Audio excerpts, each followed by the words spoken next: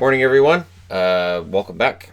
And we are up to September 20th. We are 12 days out from the start of the NHL's regular season. And we're going to start seeing more guys getting dropped by teams pretty quick here. One player that was still out there as an unrestricted free agent was Dan Girardi. Dan Girardi has announced his retirement. And there are other players who are out there right now who will be announcing their retirements, I would think, in the next couple of weeks as well. Girardi retires with 927 games played. Again, I like to see a guy get to 1,000. He didn't, but still an excellent long career. 56 goals, 208 assists, 264 points. Girardi was undrafted. He actually had a good year, his draft year, 2003, and nobody grabbed him, and he just basically kept applying and trying to get into the NHL and asking for tryouts. Eventually, the New York Rangers capitulated, gave him a tryout, and they gave him that second look, and he played 927 games in the NHL between the Rangers and the Tampa Bay Lightning. So pretty solid career for a player who really had zero hype coming in. Speaking of hype, if you're a Montreal fan, bad news about Ryan Poehling right now. Poehling's out with a concussion. Of course, when it's a concussion, we have no idea how long it'll last. We have no idea when he comes back. And of course, for Montreal fans, Poehling and the way he ended this past season with that one game and all those goals scored, there had to be some hope that maybe, he'd get off to a good start this year, and who knows? Well, now that hope's going to fall on Nick Suzuki, who's had a good start so far to this preseason. So Suzuki, that spot in the lineup's likely going to go to him. The NHLPA has announced a partnership with the Professional Women's Hockey Players Association, and cue everybody in the world who say they have no interest complaining about it. Honestly, for people who don't have any interest in the women's game, that's fine, but all the complaining is strange to me. And again, there's no argument that women should get equal pay to men or anything like that. They just want a system that works. So they formed their union this past spring, and the NHL Players Association said, all right, we could do that too. The NHLPA said, all right, we can help you guys out. And so there's a partnership, and they'll be wearing NHLPA logos.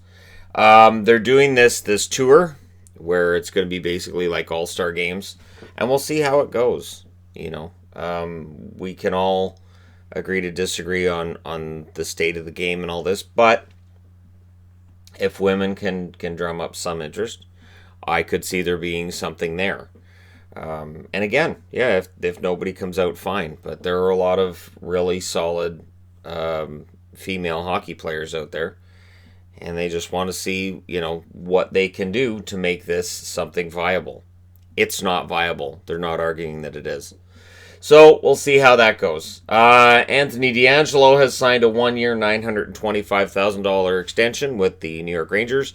That is a steal of a deal. $925K. It's only for a year, but it's almost reminiscent of Kevin LeBank's deal with San Jose. The difference is the Rangers weren't offering DeAngelo anything more than that. So he decided he might as well sign it. Which makes sense because, DeAngelo is coming off of a very good season, and you don't want the Rangers to come out of training camp, go into the regular season without him, and then find out, hey, look, we got this new defenseman here, and we don't really, Tony, don't really need him. So, DeAngelo wasn't really in any kind of a position of strength. He signs a 1-year deal, pushes that down the road.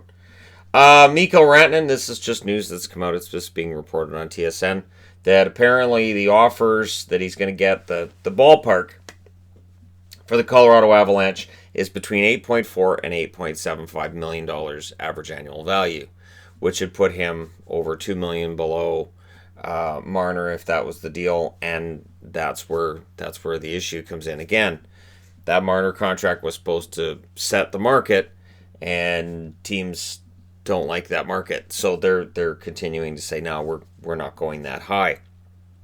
And in the case of Rantanen and Point especially, these are guys who can compare their points totals to both, not just Marner, but Matthews as well, and say, hey, based on what they're getting, we believe we're worth this amount.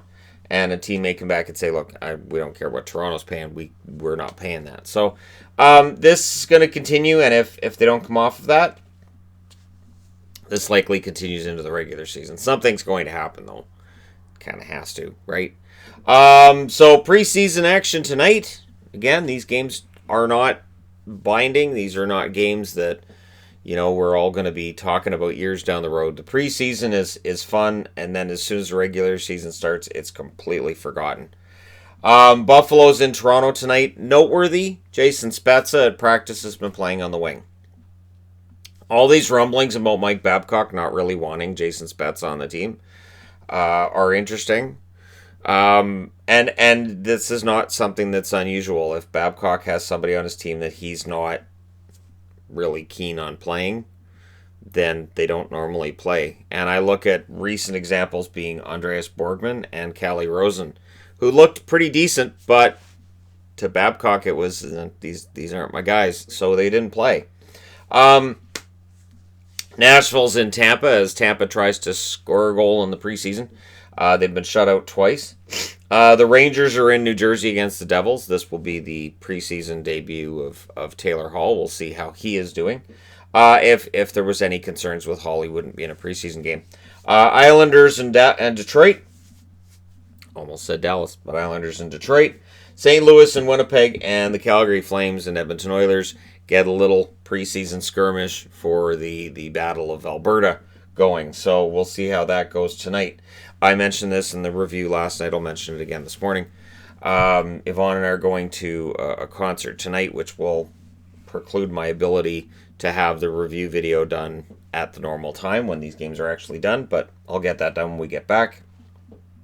It's one that, we're kind of anxious to go and see. So there you go.